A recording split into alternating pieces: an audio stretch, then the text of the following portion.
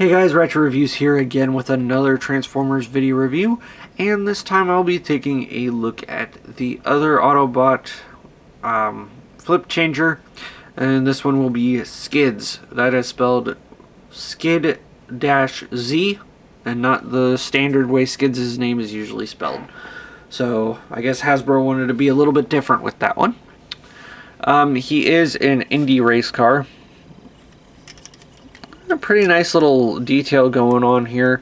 I like the white plastic with the metallic pink paint on it. Some nice silver going on, and some purple for the shoulders, and this this section here for the transformation joint.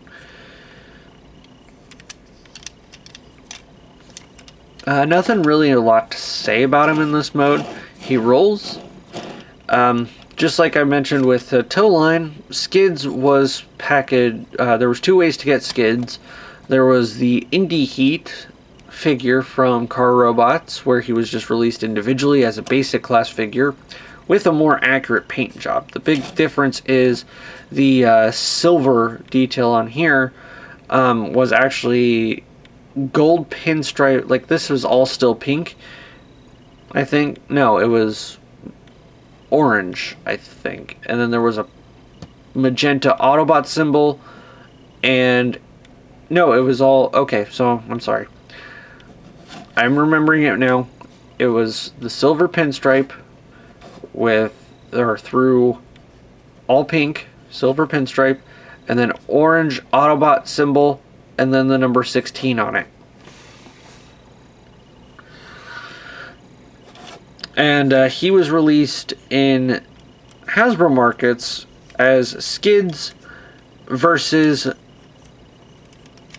Wind Shear. And just like Skids being a remold or a repaint of the Machine Wars Prowl and Mirage mold, Wind Shear is a repaint of the Machine Wars Megatron and Megaplex mold. But other than that, nothing really much to say.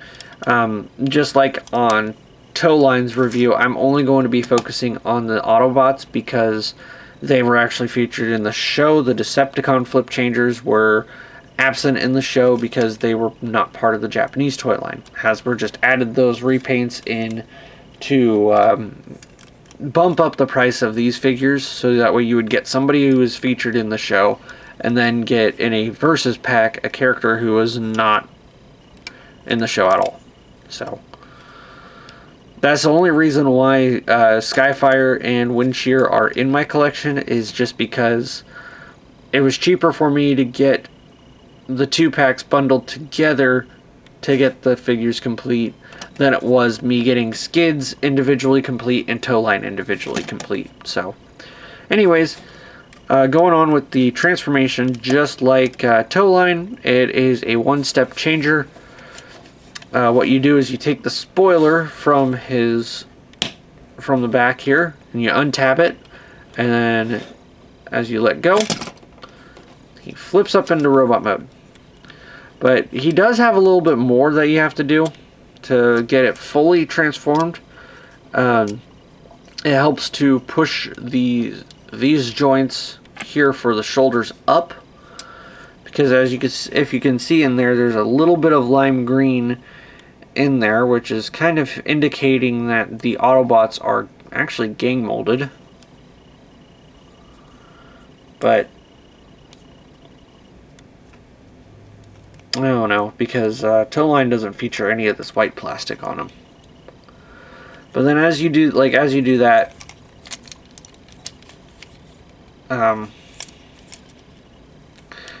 so as you can see, when you move those shoulders up, it opens up that area where that green piece is sticking out of.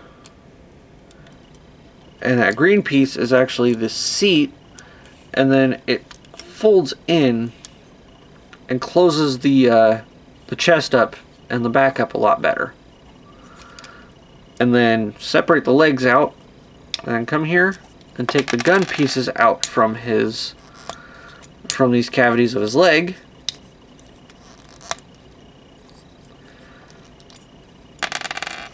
There we go. And then just take these two pieces and then plug them together like that to get his gun, which goes into his hand, like so. And for size comparison here, or not size comparison, but zoom in on the head sculpt. Really nice head sculpt.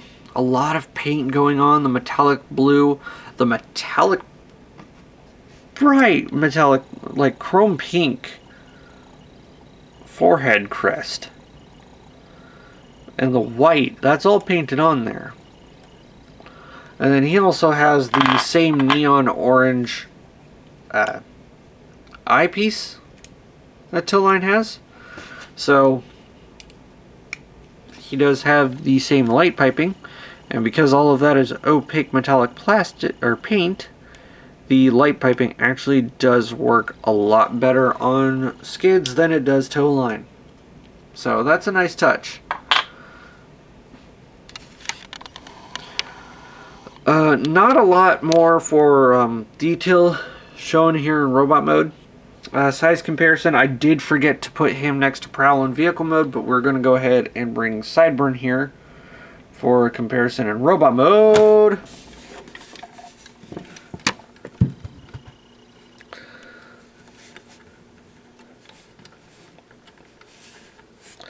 So there you can see how he scales with the deluxe class figure. And so he's about half the size. Kind of the same size comparison that I would do with a core class and a deluxe class figure today. So, not that much different. Overall thoughts with these guys. It's pretty much the same thing as Spy Changers, except for they're bigger. And there's a lot more physical engineering going on. But other than that, they're actually simpler to transform than Spy Changers because they do most of it by itself. But honestly, unless you're looking to complete the line, complete the characters in the show as I was, these guys would be a pass. There's not much going on for them. Not a lot really to talk about. Just basic robots, basic transformers, simple one-step transformation. I bumped the tripod. And just overall, the thing they got going on for them is the one-step transformation gimmick. I did forget to go over posability for Mirage, but it is very simple. We have a ball-jointed head, ball-jointed shoulders, can go 360 and out that way, ball-jointed elbows, ball-jointed hips, nothing in the waist. They can kick out that far forward, that far back, and then almost 90-degree knee. But it also can bend backwards because of the way it's molded.